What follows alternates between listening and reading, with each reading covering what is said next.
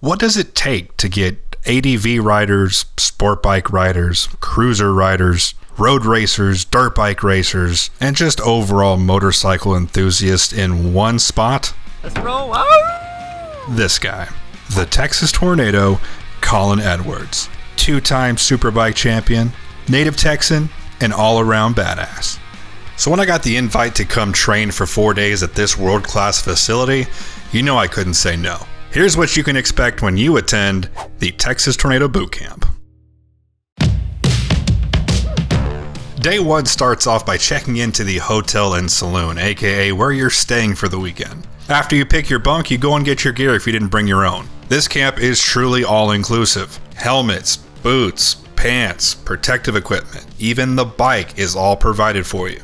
And speaking of the bike, everyone gets the same bike, a Yamaha TTR 125 that's pretty much stock outside of handlebars, exhaust, and most importantly, the rear knobby has been swapped out for a street tire. You might be thinking to yourself, a TTR 125? There's no way I'm going to be learning something on that small of a bike. Well, you're wrong. I heard a lot of things from all of my campmates throughout the 4 days, and not once did I hear anyone say, you know what I could really use? Some more power. This camp really focuses on the fundamentals, and this TTR 125 is the absolute perfect bike for that. And speaking of fundamentals, that's exactly where the camp starts. After a brief 10-15 minute lesson on where your body should be, how you should be handling your controls, etc., they get you out on the track for some free riding. And this time is pretty much just for you to get comfortable with the bike and for the instructors to kind of evaluate where everyone is. For me personally, I didn't take any time warming up and just really wanted to test the boundaries of that rear tire, and well, it went about as well as you would expect it to.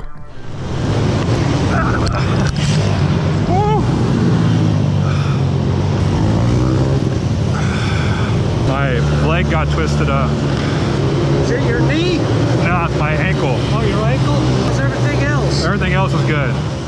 Definitely not the smartest decision I've ever made, but there was still a lot more riding to be had, including the first of 4 super poles, which for us turned into a mini super pole because of the rain. More on that later. But what a super pole actually is just a time trial. Every single person gets the track all to themselves. One by one, you'll line up, they'll tell you to go, you do 1 lap, spin around a barrel, and then do 1 lap in the opposite direction, and then they post your name and time up on the super pole board for everyone to see. But don't think that this is just some way to make fun of the slow people or anything like that. It's kind of quite the opposite. It's really just to get a baseline of how fast you are at the beginning of camp versus how fast you are at the end of camp. There's really no negativity around this whole ordeal. In fact, when you ask a lot of campers what their favorite thing about the camp is, it is the camaraderie, the togetherness. You start off as strangers from literally all across the world, but over the course of just 4 short days, you become really good friends with pretty much every single person there. Now about that rain. Thankfully, Texas Tornado Bootcamp has a rain or shine policy thanks to this behemoth. This $1 million metal cover is the same size as an American football field without the end zones. This cover not only saved our butts for the Super Bowl and the majority of the weekend, but it also has lights, so after you get your dinner, which of course is provided by the camp, you can go out and get hours of more free riding if you choose. Day 2 is where the learning really begins. First, you fill up your belly with breakfast, once again provided by the camp, and then you get a quick group stretch in the nice, hot, humid Houston morning. And then it was back on the bike for some smaller group drills. Unfortunately for me, my ankle looked like this, so I decided to sit this session out in hopes that it would start to feel better later in the day.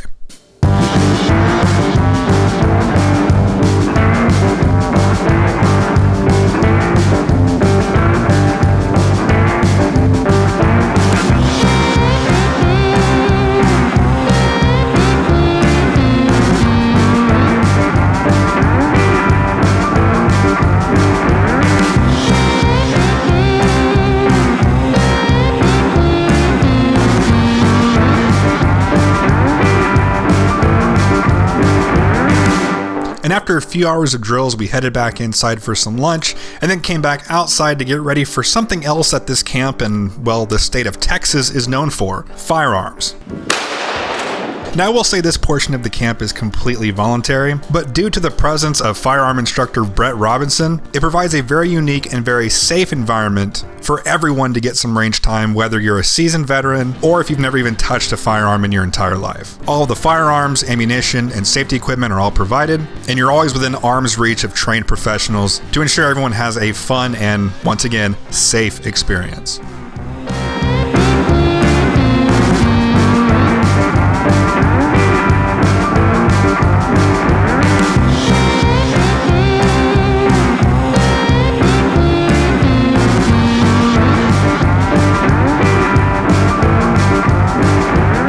After everyone had been acclimated with the firearms, it was back into gear and back on the dirt for some more drills. And I couldn't take it any longer. I had to get geared back up and get back out there.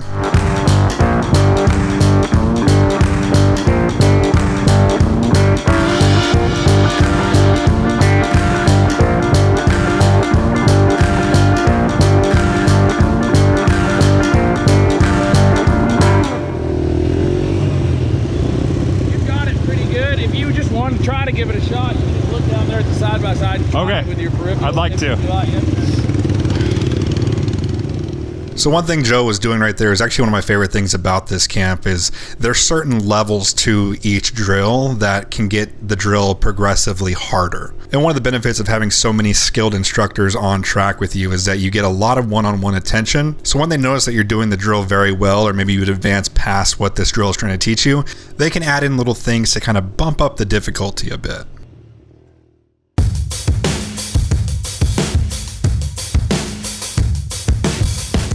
And now that everyone had a few hours of drills under their belt, it was time for a second super pole to kind of see how everyone had advanced. Good luck, bud. Oh, thank you.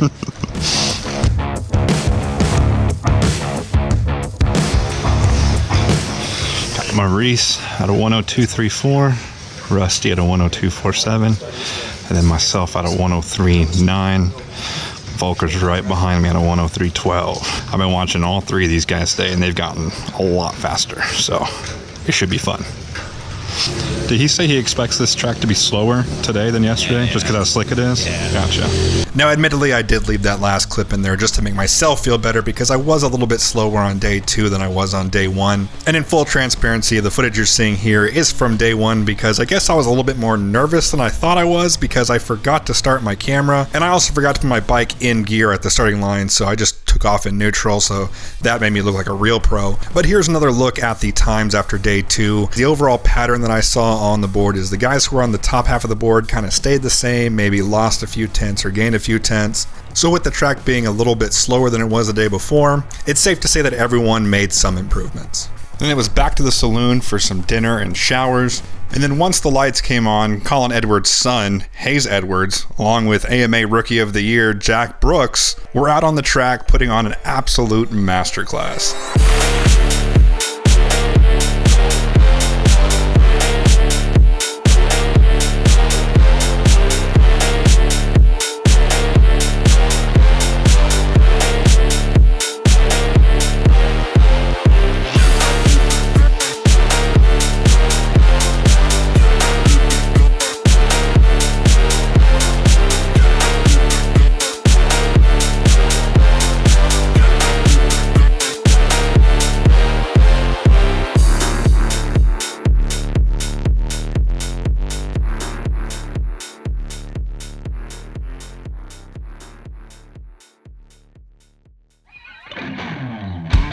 Day 3 had been the day that I was most excited for.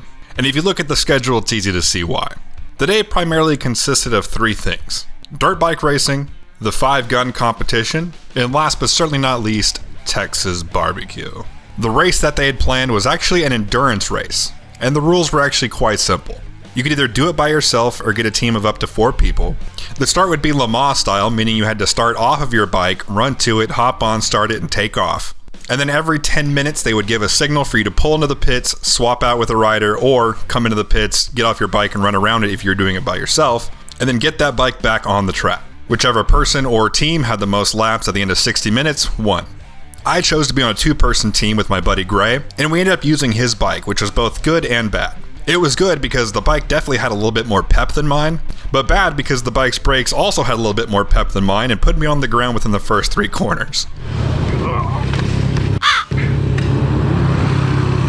But that was a quick lesson learned, and I settled in for what was actually a very fun race.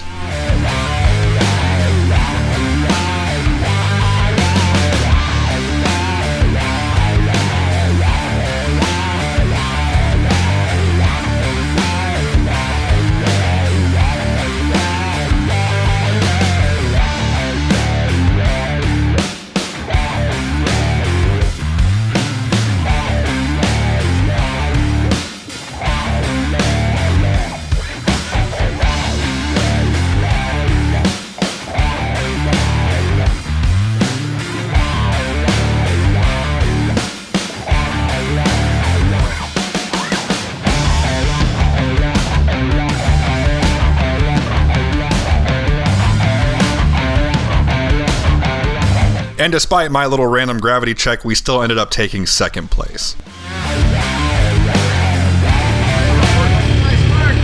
I gave it everything. Hey, you keep stay smooth. You look good out there. That bike has way more power than 99. Yeah, it'll hook up pretty good. I'm glad we took that one. I just wish I would have gotten a chance to try it out before the race. And if you couldn't tell by all the spooky decorations around the saloon, this camp took place during Halloween. And of course, you can't have a Halloween camp without some costumes. And if you have costumes, you might as well do your 5-gun competition in it. For those who don't know, a 5-gun competition is a speed and accuracy test across 5 different firearms. Now every competition is different, but for us, it started off with a shotgun shooting 3 clays, followed by a small sprint or a quick limp, to the first of 3 pistol stations, where you shot at 5 stationary metal targets. After that, you'd move on to the 2nd pistol station, shooting at 5 moving metal targets. Station number 4 was to a pump-action shotgun, shooting 4 targets, 2 stationary and 2 being thrown by hand. And last but not least was a very difficult pistol shot, shooting at a stationary clay pigeon. I think it's safe to say that no matter how good or bad they did, everyone that participated in this had a great time. Then, after the range was cleaned and cleared, it was time to leave those costumes on but throw on a helmet and some boots and get ready for the penultimate Super Bowl. After both the endurance race and the 5-gun competition, my ankle was done. But I wasn't too upset because that meant I got to break out the big camera and capture all this.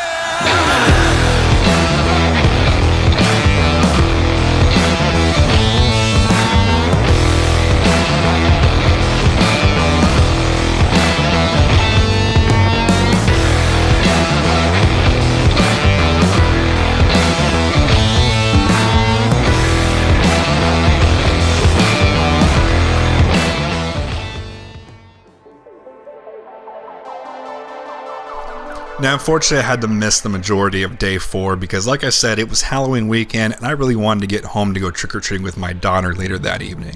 But as I was making this video, I couldn't help but just reminisce over this weekend.